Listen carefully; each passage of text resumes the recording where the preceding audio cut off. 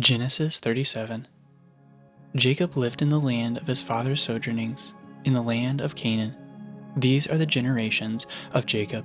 Joseph, being 17 years old, was pasturing the flock with his brothers.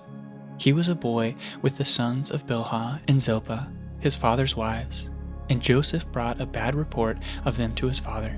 Now Israel loved Joseph more than any other of his sons, because he was the son of his old age, and he made him a robe of many colors. But when his brothers saw that their father loved him more than all his brothers, they hated him and could not speak peacefully to him. Now Joseph had a dream, and when he told it to his brothers, they hated him even more. He said to them, "Hear this dream that I have dreamed. Behold, there were binding sheaves in the field, and behold, a sheaf arose and stood upright.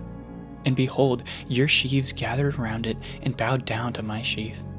His brothers said to him, "Are you indeed to reign over us? Or are you indeed to rule over us?" So they hated him even more for his dreams and for his words. Then he dreamed another dream and told it to his brothers and said, "Behold, I have dreamed another dream.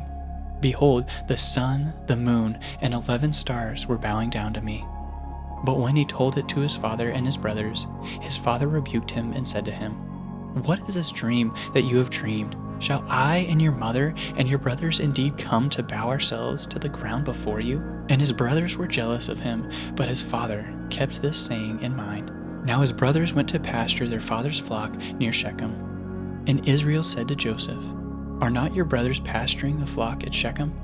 Come, I will send you to them." And he said to them, "Here I am."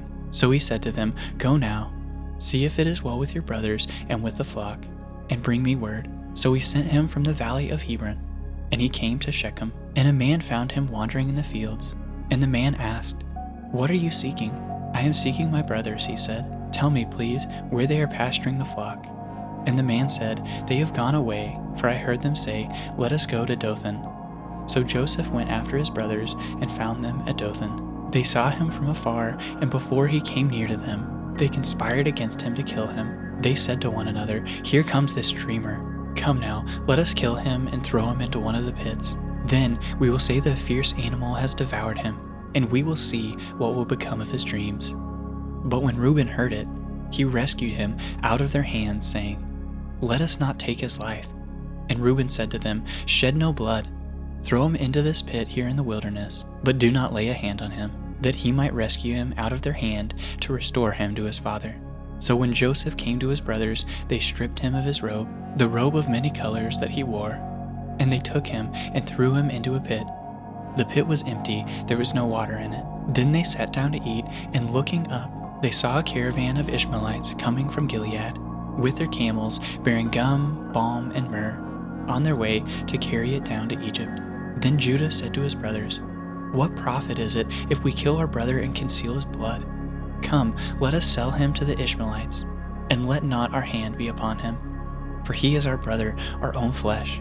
And his brothers listened to him. Then Midianite traders passed by, and they drew Joseph up and lifted him out of the pit, and sold him to the Ishmaelites for 20 shekels of silver. They took Joseph to Egypt. When Reuben returned to the pit and saw that Joseph was not in the pit, he tore his clothes and returned to his brothers and said, "The boy is gone, and I, where shall I go?"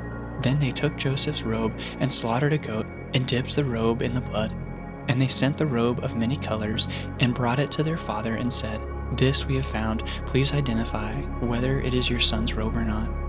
And he identified it and said, "It is my son's robe. A fierce animal has devoured him. Joseph is without doubt torn to pieces." Then Jacob tore his garments and put sackcloth on his loins and mourned for his son many days. All his sons and all his daughters rose up to comfort him, but he refused to be comforted and said, "No, I shall go down to Sheol to my son mourning."